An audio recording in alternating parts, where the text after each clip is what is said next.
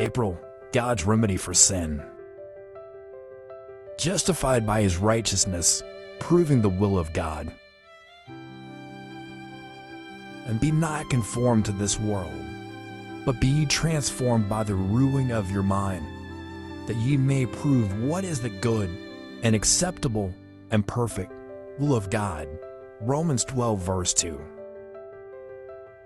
Christ came to the world to counteract Satan's falsehood that God had made a law which men could not keep.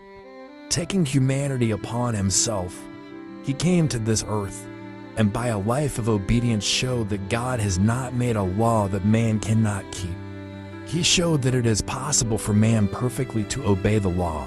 Those who accept Christ as their Savior, becoming partakers of his divine nature, are enabled to follow his example, living in obedience to every precept of the law. Through the merits of Christ, man is to show by his obedience that he could be trusted in heaven, that he would not rebel. In all his godlike deeds, the world's Redeemer declares, I can of mine own self do nothing. This commandment have I received of my Father. All I do is in fulfillment of the counsel and will of my heavenly Father. The history of the daily earthly life of Jesus is the exact record of the fulfillment of the purposes of God toward man. His life and character were the unfolding or representation of the perfection of the character that man may attain by becoming a partaker of the divine nature and overcoming the world through daily conflicts.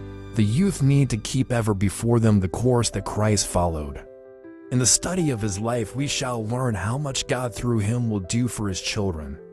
And we shall learn that, however great our trials may be, they cannot exceed what Christ endured.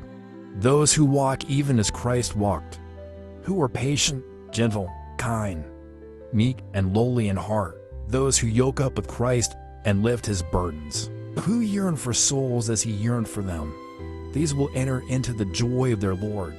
They will see with Christ the travail of his soul and be satisfied.